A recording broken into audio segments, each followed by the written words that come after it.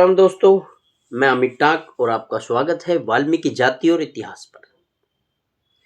दोस्तों, क्या आपको पता है कि महर्षि वाल्मीकि जो हमारे इष्ट हैं, सृष्टिकर्ता हैं, हमारे भगवान हैं, वे सृष्टि के रचयिता हैं। ऐसा आने वाले वीडियो में मैं आपको बताऊंगा किस प्रकार है। पर क्या आपको पता है कि हमारे वामपंथी इतिहासकारों ने और कुछ झूठे इतिहासकारों ने हमारा इतिहास कितना बेकार कर दिया, कितना खराब कर दिया। हम लोगों को नहीं पता हमारा इतिहास क्या है। और हमारे जो महर्षि वाल्मीकि हैं, हमारे भगवान, वे आज भी विद्यमान हैं। वे सतयुग में भी थे, द्वापर में भी थे, त्रेता में भी थे, महाभारत काल में भी थे। पर हमारे इतिहासकारों ने उनको दलित बिरादरी से जोड़ दिया। आज के इतिहासकार जो हैं या आज के जो ज्ञाता हैं, वो इन्हें ब्राह्मण भी कहते हैं, सिद्ध करने पे लगे पड़े कि वे ब्राह्मण थे, जबकि ना तो वे दलित हैं और ना वे ब्राह्मण थे। वे सृष्टिकर्ता हैं, जिन्होंने सृष्टि की रचना की है, वह महर्षि हैं। आज मैं उन्हीं के बारे में जो झूठी कहानियां प्रचलित है ना, मैं आपको उनका ही खंडन करने आया हूं। उनके बारे में बताना है कि किस प्रकार झूठी कहानियां बनाई गई हैं। दोस्तों, एक कहानी आती है उंगलीमार की, एक कहानी आती है रत्नाकर की, और एक कहानी जो मैंने बुकों में पढ़ी है, वो ब्राह्मण भी उन्हें कह दिया गया है कि वो बहुत ही ब्राह्मण थे और उग्र स्वभाव के थे। अपना घर बार छोड़ के वो लग गए लूटपाट करने में, डाकुओं के साथ मिल गए। ऐसी भी मैंने कहानी पढ़ी है, जबकि ये सब मिथ्या है।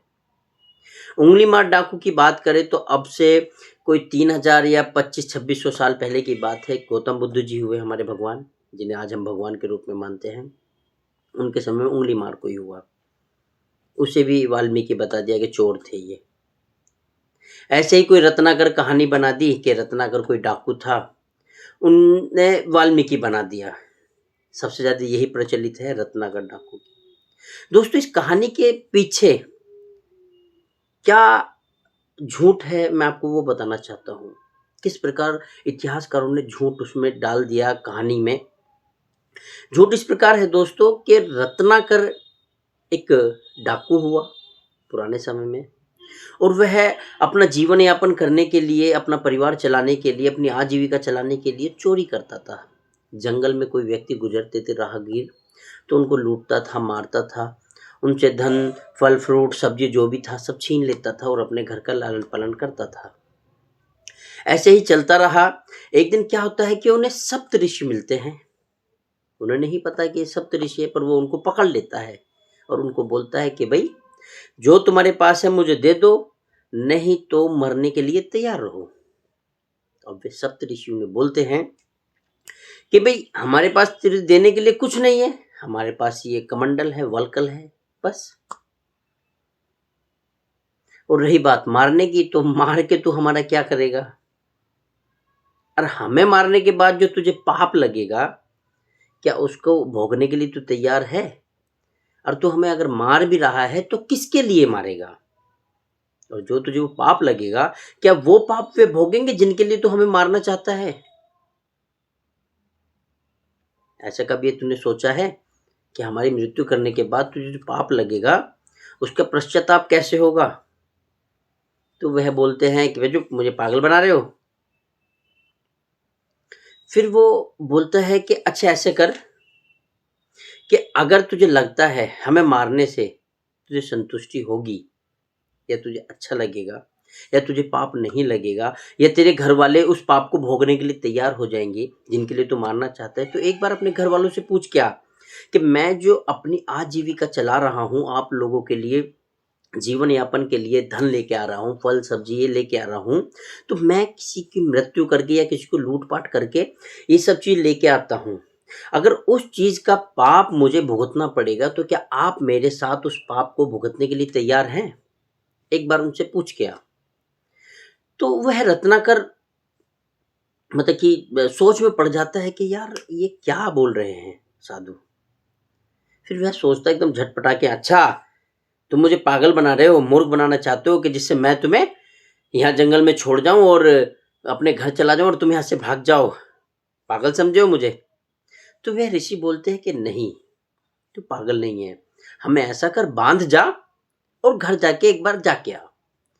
तो वह रत्नाकर उन्हें बांधता है और अपने घर जाता है। अपने माता पिता, अपनी गृहिणी से पूछता है कि भाई, मैं जो ये तुम्हारे लिए धन संपत्ति या खाने पीने के लिए जो भी लेके आता हूँ, इस सब मैं दूसरों को मारकर, राहगीरों को लूट कर ये सारी चीजें लेके आता हूँ। अगर इनका पाप मुझे लगेगा और मेरे साथ वो पाप आप भुगतने के लिए तैयार हो, तो उसके परिवारजन बोल देते हैं कि हम क्यों भोगेंगे, पाप आप कर रहे हो, वो पाप के भागी आप बनोगे, हम क्यों बनेंगे, हम नहीं बनेंगे पाप के भागी। जब वह यह सुनता है अपने परिवारजनों से, तो वह मन ही मन सोचता है कि यार, मैं ये पाप इनके लिए कर रहा था, इनके लिए कमा रहा था और उसका भागी मैं बनूंगा, इन्होंने मना कर दिया तो मैं क्यों करूं। तो बहुत विचलित हो जाता है और अपना घर छोड़ के चला जाता है उन सप्त ऋषियों के पास, और उन ऋषियों को सब चीज बताता है कि गुरुवर या जैसे भी उसने कहा होगा कि भाई ऐसा ऐसा हुआ। तो वे ऋषि बोलते हैं कि अब बताइए, आप हमें अब भी मारना चाहेंगे? तो वह डाकू जो भी था रत्नाकर, और बहुत विचलित हो जाता है, परेशान हो जाता है, मतलब मन से बहुत दुखी हो जाता है, और वह उन्हें सप्त ऋषियों को छोड़कर प्रणाम कर कर तपस्या करने चला जाता है। और फिर वो वहां जाकर फिर बोलते हैं कि वो तपस्या करता है और वाल्मीकि बन जाता है, मतलब कि ब्रह्मा ऋषि आते हैं और उसको बोलते हैं तू मरा मरा कर और तू मरा मरा से राम राम राम करने लगेगा, रामायण रच देगा। क्या ऐसे हो सकता है क्या? और वो जो सप्त ऋषियों की कहानी वो बता रहे हैं, मैं आपको बता दूं, उन सप्त ऋषियों का नाम विश्वामित्र जी हैं, वशिष्ठ जी हैं, अत्रि ऋषि हैं, गौतम ऋषि हैं, एक जगदम्बी ऐसे कुछ करके नाम है उनका, नहीं लिया जा रहा मेरे से, वो ऋषि हैं। ऐसे ही करके 7 ऋषि हैं। एक हाँ, भारद्वाज ऋषि जी भी हैं। और जो भारद्वाज ऋषि हैं वो वाल्मीकि जी के शिष्य हैं। सप्त ऋषियों में एक ऋषि भारद्वाज जी, वे वाल्मीकि जी के शिष्य हैं। अब आप सोचिए, जो वाल्मीकि जी के शिष्य हैं, सप्त ऋषि जो कहलाए हमारे सनातन संस्कृति में, बहुत ही मतलब कि एक मान के चलिए सप्त ऋषि सबसे बड़ी पदवी उस टाइम की, सब उनका आदर सम्मान करते थे। क्या वह ऋषि एक चोर के शिष्य बन सकते हैं? एक चोर तो उनका शिष्य बन सकता है, ये तो मानने वाली बात है, लेकिन ऋषि जो उस टाइम पे एक बहुत बड़ी पदवी थी, सप्त ऋषि, उनमें से एक भारद्वाज जी महर्षि वाल्मीकि जी के शिष्य हैं। क्या ऐसे उल्टा हो सकता है? पर क्या है, हमारे लोगों को मूर्ख बनाया गया, पुराने इतिहासकारों ने उल्टा सीधा सब लिख दिया। अब ये हमें बदलने की आवश्यकता है। इन्हीं वजह से हमारा भाईचारा भी घट रहा है। हमारे महर्षि वाल्मीकि भगवान को बड़े लोग जो होते हैं उन्हें अछूत नीच जाति का जने क्या क्या उसे कहते हैं, समझ सकते हैं ना आप, हम लोग का भी दिल दुखता है। और खैर बड़ी जाति को तो छोड़िए, जो हमारे ही जाति के उन्हें ही नहीं पता कि वाल्मीकि हैं कौन, वे भी उन्हें डाकू डकैत समझते हैं। क्यों? पढ़ाई लिखाई का अभाव है, 90% लोगों को पता ही नहीं है।